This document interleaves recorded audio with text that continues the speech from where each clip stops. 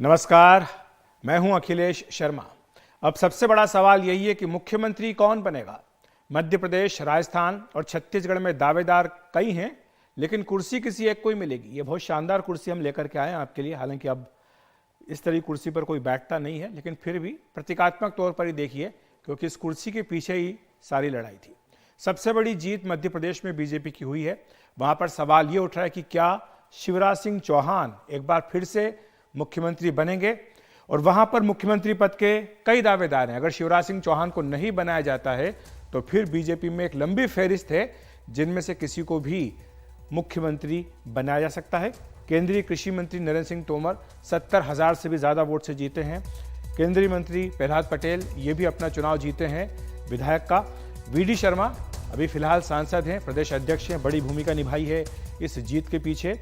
ज्योतिरादित्य सिंधिया, इन्होंने भी ग्वालियर चंबल में बीजेपी के पांव मजबूत किए हैं।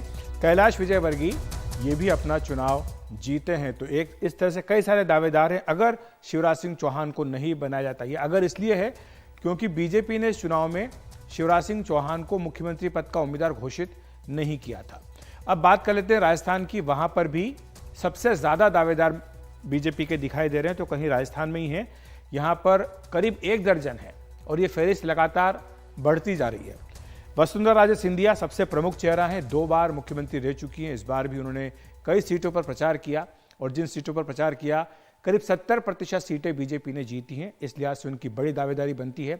केंद्रीय मंत्री गजेंद्र सिंह शेखावत, केंद्रीय मंत्री अर्जुन राम मेघवाल, इन दोनों ने ही चुनाव नहीं लड़ा, लेकिन चुनाव में बड़ी भूमिका थी। बाबा बालकनाथ ये सांसद अभी हैं और तिजारा से चुनाव जीत गए। इनका नाम भी आज चलता रहा। संसद भवन में कई लोगों ने इनको पूछ भी लिया कि क्या आप सीएम बनने जा रहे हैं। दिया कुमारी सांसद हैं, अब जीत करके आई है विधानसभा का चुनाव। राठौड़ भी चुनाव जीते हैं और सीपी जोशी पार्टी के प्रदेश अध्यक्ष, इनका नाम भी लिया जा रहा है मुख्यमंत्री के तौर पर। कई और भी चेहरे हैं, अभी फहरिस्त कम नहीं हुई है। अश्विनी वैष्णव केंद्रीय मंत्री भूपेंद्र यादव, ओम माथुर पार्टी के वरिष्ठ नेता, छत्तीसगढ़ के प्रभारी थे और अभी उन्होंने बड़ी जीत दिलाई है। सुनील बंसल यूपी के संगठन महासचिव रहे, अभी फिलहाल केंद्र में महासचिव हैं। और साथ ही लोकसभा अध्यक्ष ओम बिरला, इनका भी नाम प्रमुखता से लिया जा रहा है। आज कई नेताओं ने इनसे मुलाकात की, वो भी हम आपको आगे बताएंगे। छत्तीसगढ़ की बात कर लेते हैं। यहाँ पर रमन सिंह प्रमुख चेहरा है, इसलिए हैं क्योंकि वो 3 बार मुख्यमंत्री रह चुके हैं। इस बार भी कई जगह जब पीएम मोदी गए हैं तो उनके साथ प्रमुखता से मंच पर रमन सिंह नजर आए। हालांकि बीजेपी ने यहाँ भी कोई मुख्यमंत्री पद का चेहरा घोषित नहीं किया था, इनका नाम भी पार्टी ने नहीं लिया था। अगर इन्हें नहीं बनाते तो किसे बनाएंगे? कई सारे नाम हैं। अरुण साव जो कि बीजेपी के प्रदेश अध्यक्ष हैं, अपना चुनाव भी जीते हैं विधानसभा का। विष्णुदेव साय ये भी एक प्रमुख चेहरा है। केंद्रीय मंत्री रेणुका सिंह केंद्रीय राज्य मंत्री हैं, इनका नाम भी लिया जा रहा है। ये भी चुनाव जीती हैं भी विधानसभा का। एक और सरप्राइज नाम है ओपी चौधरी, पूर्व IAS ऑफिसर हैं। इनके बारे में अमित शाह ने कुछ पब्लिक मीटिंग्स में कहा था कि अगर आप इन्हें जिताते तो इनको बड़ा काम दिया जाएगा। तो इनकी भी चर्चा यहाँ पर चल रही है। और ये एक के बाद एक इस तरह के कई सारे नाम हैं। बताया जा रहा है कि पार्टी जल्दी ही इस बारे में फैसला करेगी कि कब बैठक होनी है और कब ये तय होना है। दिन भर आज बीजेपी में बैठकों का सिलसिला चलता रहा। आज संसद भवन में जेपी नड्डा गृह मंत्री अमित शाह से मिले और इसी तरह से प्रहलाद जोशी और सीपी जोशी, अरुण सिंह, तीनों ही राजस्थान से जुड़े हुए, इन्होंने भी आज गृह मंत्री अमित शाह से संसद भवन में मुलाकात की। गजेंद्र सिंह शेखावत, राज्यवर्धन सिंह राठौड़ और बाबा बालकनाथ, जिनका नाम हमने आपको शुरू में लिया था कि दावेदार हैं मुख्यमंत्री पद के, ये एक अन्य दावेदार ओम बिरला जो कि लोकसभा अध्यक्ष है, उनसे उन्होंने मुलाकात की। वहीं प्रहलाद पटेल ने आज दिल्ली आकर पार्टी अध्यक्ष जेपी नड्डा से मुलाकात की। बताया जा रहा है कि चारों ही राज्यों में बीजेपी विधायक दल की बैठक जल्दी ही होगी और इन बैठकों के लिए पर्यवेक्षकों के नामों पर चर्चा की जा रही है। जल्दी ही इनके नाम सार्वजनिक कर दिए जाएंगे। बहुत बहुत बधाई आप सबको। आप सबका बहुत सहयोग मिला और छत्तीसगढ़ की जनता, राजस्थान की जनता, अपने तेलंगाना की जनता, मध्य प्रदेश की जनता, सबको बहुत बहुत धन्यवाद। बहुत बहुत धन्यवाद। कब तक नामों पर फाइनलाइजेशन हो जाएगा? बहुत बहुत धन्यवाद। बाकी बातें पार्टी के अंदर समय पर होंगी। बीजेपी ने इन 4 राज्यों के विधानसभा चुनाव में रणनीति में एक बड़ा बदलाव करते हुए कई केंद्रीय मंत्रियों और सांसदों को मैदान में उतार दिया था। ऐसे 21 सांसदों को टिकट दिया गया था, जिनमें से 12 चुनाव जीते हैं जबकि 9 हार गए। नियम के अनुसार 14 दिनों के भीतर इन्हें तय करना है कि वे सांसद बनकर रहेंगे या फिर विधायक। इस बीच बीजेपी सूत्रों के मुताबिक राजस्थान से जीते गए पार्टी के सभी 4 सांसद संसद से इस्तीफा देंगे और वो विधायक बने रहेंगे। राजस्थान में बीजेपी ने किसी भी केंद्रीय मंत्री को चुनाव नहीं लड़वाया था, जबकि मध्य प्रदेश में ऐसा उसने किया था। एक नजर डाल लेते हैं। राजस्थान और मध्य प्रदेश में बीजेपी ने 7 सांसदों को चुनाव मैदान में उतारा था। छत्तीसगढ़ में 4, जबकि तेलंगाना की अगर बात करें तो वहां पर 3 सांसदों को विधानसभा का चुनाव बीजेपी ने लड़ाया था। मध्य प्रदेश की बात करें तो यहां पर कई केंद्रीय मंत्रियों को उतारा गया। केंद्रीय मंत्री नरेंद्र सिंह तोमर, केंद्रीय मंत्री प्रहलाद पटेल और फग्गन सिंह कुलस्ते, इन्हें भी चुनाव मैदान में उतारा गया। सांसदों की बात करें तो राकेश सिंह, गणेश सिंह, रीति पाठक, राव उदय प्रताप सिंह, इन्हें चुनाव लड़ाया गया। अब देखते हैं कि इनमें से कौन जीता कौन हारा। तोमर, पटेल, राकेश सिंह, रीति पाठक, राव उदय प्रताप सिंह ये चुनाव जीत गए। 5 सांसद और केंद्रीय मंत्री यहां पर चुनाव जीत गए, जबकि 2 सांसद फग्गन सिंह कुलस्ते और गणेश सिंह अपना चुनाव हार गए। अब राजस्थान की बात कर लेते हैं। वहां पर बीजेपी ने राज्यवर्धन सिंह राठौड़, दिया कुमारी, बाबा बालकनाथ को चुनाव मैदान में उतारा था। इनके अलावा अन्य सांसद भी थे, देवजी पटेल, नरेंद्र कुमार, भागीरथ चौधरी और राज्यसभा सांसद डॉक्टर किरोड़ी लाल मीणा, ये भी चुनाव मैदान में उतारे गए थे। इनमें से कौन जीता? इनमें राज्यवर्धन राठौड़, दिया कुमारी, बाबा बालकनाथ और किरोड़ी लाल मीणा चुनाव जीत चुके हैं। छत्तीसगढ़ की बात करें तो केंद्रीय राज्य मंत्री रेणुका सिंह, गोमती साय, अरुण साव और विजय बघेल, इन 4 सांसदों को चुनाव लड़वाया गया था। इनमें केवल विजय बघेल हारे, वो भी मुख्यमंत्री भूपेश बघेल के सामने पाटन से चुनाव लड़ रहे थे। तेलंगाना की बात करें तो वहां पर बीजेपी ने अपने 3 सांसद 4 में से 3 को, बंडी संजय, अरविंद धर्मपुरी और स्वयं बापू राव को चुनाव मैदान में उतारा था, लेकिन ये तीनों ही अपना चुनाव हार गए। दिया कुमारी ने क्या कहा, आइए सुन लेते हैं। भारतीय जनता पार्टी ने जिस तरह से तीनों राज्यों में सरकार बनाई, निश्चित रूप से हमारे प्रधानमंत्री मोदी जी, केंद्र सरकार की योजनाएं, केंद्र सरकार के विकास के काम, यही सब कुछ देखकर जनता ने विश्वास जताया है और भारतीय जनता पार्टी को बहुत अच्छे वोटों से और बहुत बड़ी बहुमत से सरकार हमारी तीनों राज्यों में बनी। क्या रोल होगा जब गवर्नमेंट बनेगी राजस्थान में, तो कोई उम्मीद है या क्या आगे की स्टडी होगी? नहीं, देखिए, ये तो सब पार्टी का डिसीजन होगा, किसका क्या रोल होता है क्या नहीं होता है। लेकिन अभी बहुत अच्छा एक वातावरण है पूरे राजस्थान, मध्य प्रदेश और पूरे देश भर में, क्योंकि ये एक डायरेक्शन ये और मैसेज ये है जनता का कि हमको सिर्फ और सिर्फ भरोसा है तो मोदी जी पर और भारतीय जनता पार्टी।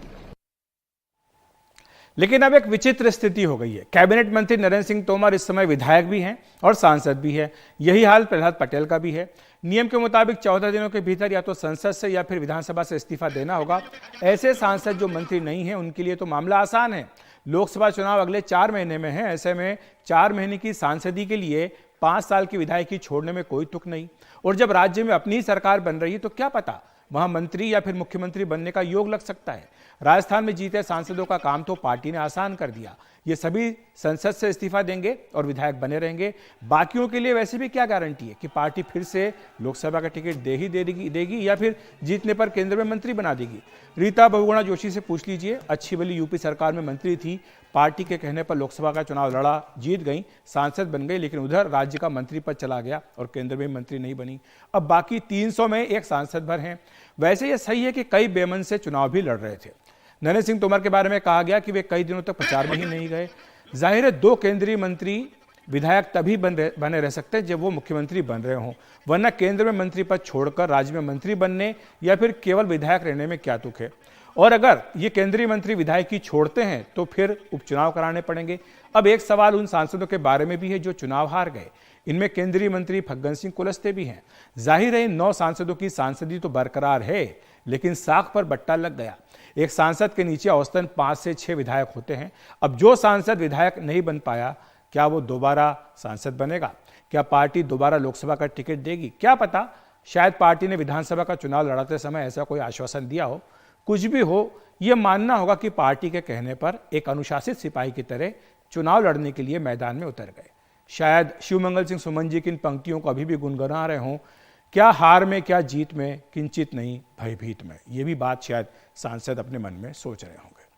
और राजस्थान की हमने बात की थी, मुख्यमंत्री पद को लेकर किसकी दावेदारी मजबूत है किसकी नहीं है, हमारी सहयोगी हर्षा कुमारी सिंह इस बारे में बता रही है। देखिए, राजस्थान का मुख्यमंत्री कौन होगा इसको लेकर काफ़ी उत्सुकता है। बीजेपी एक अच्छी बहुमत, एक कंफर्टेबल बहुमत से जीत के आई है और जितने भी नाम हैं सब पर एक एक बार चर्चा कर लेते हैं। जो वसुंधरा राजे हैं सबसे आगे हैं, फ्रंट रनर हैं। उनका एक पूरे राजस्थान में एक उनका अपील है, हर जाति हर वर्ग में उनकी मान्यता है और सब लोगों के लिए वो एक्सेप्टेबल है, अनुभवी हैं और एक पैन राजस्थान फेस है उनका। सबसे ज़्यादा कैंपेन किया उन्होंने इस बार चुनाव में और जहाँ जहाँ उन्होंने कैंपेन किया है वहाँ पे अधिकतर जो उम्मीदवार हैं वो जीत के आए हैं। तो वसुंधरा राजे का चेहरा है, साथ ही गजेंद्र सिंह शेखावत का भी चेहरा है। मंत्री हैं, अनुभवी हैं, संगठन के क्लोज हैं और उन्होंने पूरी तरह से एक ये जो कैंपेन है उसको बांध के, उसको सूत्र में बांध के रखा, उसको पीछे से चलाया। वैसे ही सीपी जोशी ने भी कैंपेन चलाया जो ब्राह्मण फेस है और यहाँ पर प्रदेश अध्यक्ष बने थे। उनकी जो विनम्र स्वभाव है उसके कारण बीजेपी के जो बड़े बड़े लीडर्स हैं उनको सबको वो साथ लेके चल चुके हैं और चलने में वो कामयाब रहे हैं। इसके अलावा ओम माथुर का भी नाम है, अर्जुन राम मेघवाल का भी नाम है जो अभी मिनिस्टर हैं। उनके अलावा ओम बिरला लोकसभा के जो स्पीकर हैं उनकी भी चर्चा है। और अगर नए चेहरे में देखें तो बाबा बालकनाथ है, दिया कुमारी है, किरोड़ी लाल मीना है, ट्राइबल लीडर है। तो ये सारे जो नाम हैं सब नाम चर्चा में हैं। इस पर सिर्फ चर्चा है, हो सकता है कि इनसे हटकर भी कोई और नाम भी आ सकता है। जैसे अश्विनी वैष्णव की भी बात पहले चली थी कि उनको भी हो सकता है राजस्थान की राजनीति में उनका प्रवेश हो। लेकिन एक बात साफ है कि जो एमपी से अब इस्तीफ़ा दिलवाया है कि वो एमएलएज ही रहेंगे, तो एक नई पीढ़ी का नेतृत्व कहीं ना कहीं बीजेपी करने की सोच भी रही है। साथ ही 2024 पर भी बीजेपी की नज़र है और उसको देखते हुए जातिगत समीकरण और बाकी जो समीकरण है वो कैसे बैठेंगे ये देखना आगे होगा। तो ये आपने राजस्थान का किस्सा सुना। मध्य प्रदेश में क्या हो रहा है, हमारे सहयोगी अनुराग द्वारी हमारे साथ जुड़ रहे हैं। पहली बात तो यही अनुराग कि मामा जी को फिर से कुर्सी मिलेगी या नहीं मिलेगी, और दूसरी बात कि अगर नहीं मिलती तो फिर तो बहुत लंबी लिस्ट है। बिल्कुल अखिलेश जी, और सबसे पहले जो निवास में जब आपने बात की कि फग्गन सिंह कुलस्ते, तो उन्होंने मेरी कहानी झुठला दी। पिछले 50 सालों में निवास को बेलवेदर सीट माना गया था। जो भी प्रत्याशी जीतता था उसी दल की यहाँ पर सरकार बनती थी, लेकिन इस बार फग्गन सिंह कुलस्ते हार गए और बीजेपी की सरकार बन गई। बहरहाल बिल्कुल आप सही कह रहे हैं, ना सिर्फ कद में बल्कि उम्मीदवारों के चयन में और फिर एक तरह से ओबीसी चेहरे के रूप में शिवराज सिंह चौहान पहली पसंद के रूप में तो सामने आते ही हैं, खास करके जब इतनी प्रचंड जीत मिली हो। लेकिन इसके अलावा जो जिन भी नामों की आपने चर्चा की उनमें से अगर नरेंद्र सिंह तोमर के बेटे का चूंकि एक वीडियो वायरल हुआ तो अब माना जा रहा है कि थोड़ा शायद उनकी दावेदारी कमज़ोर हो, या फिर कैलाश विजयवर्गीय गाहे बगाहे कुछ ऐसे बयान देते रहते हैं जिसकी वजह से वो सुर्खियों में बन जाते हैं। वीडी शर्मा भी एक मजबूत प्रत्याशी के तौर पर हैं, लेकिन ब्राह्मण होना शायद उनके हक में ना जाए। ज्योतिरादित्य सिंधिया हैं, चुनाव नहीं लड़ा लेकिन उसके बावजूद ग्वालियर चंबल में जिस तरह की जीत मिली है तो भी वो एक स्वतः दावेदार बन जाते हैं। तो इस तरह के कुछ नाम हैं जिनको लेकर रसाकशी चल सकती है, क्योंकि इस बार बार बार कहा गया कि सामूहिक नेतृत्व में और केंद्र की नुमाइंदगी में पूरे चुनाव को लड़ा जाएगा। वैसे पहले भी ऐसा होता रहा है, ये कोई अजूबा नहीं था, लेकिन इस तरह की बात चल निकली है तो देखते हैं आने वाले दिनों में क्या होता है। शुक्रिया आपका अनुराग इस तमाम जानकारी के लिए।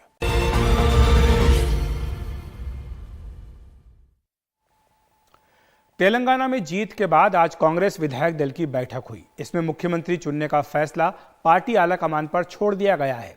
पहले यह खबरें थी कि आज ही विधायक दल का नेता चुनकर मुख्यमंत्री और उप मुख्यमंत्री का शपथ ग्रहण समारोह हो जाएगा, लेकिन ऐसा नहीं हुआ क्योंकि मुख्यमंत्री के नाम पर आम सहमति नहीं बन पाई है। अब कांग्रेस के पर्यवेक्षक कल दिल्ली में पार्टी अध्यक्ष मल्लिकार्जुन खड़गे से मिलेंगे, इसके बाद ही कोई फैसला होगा। तेलंगाना में कांग्रेस ने के चंद्रशेखर राव के तीसरी बार मुख्यमंत्री बनने का सपना तोड़ते हुए बहुमत हासिल किया है। यहां 119 में से 64 सीटें जीतकर कांग्रेस स्पष्ट बहुमत की सरकार बनाने जा रही है। और तेलंगाना में मुख्यमंत्री पद की दौड़ में कांग्रेस की ओर से 3 नाम सामने आ रहे हैं। सबसे पहला नाम है प्रदेश कांग्रेस अध्यक्ष रेवंत रेड्डी का, और दूसरा जो नाम है वो है भट्टी विक्रमार्क मल्लू का, और तीसरा नाम आ रहा है उत्तम कुमार रेड्डी का।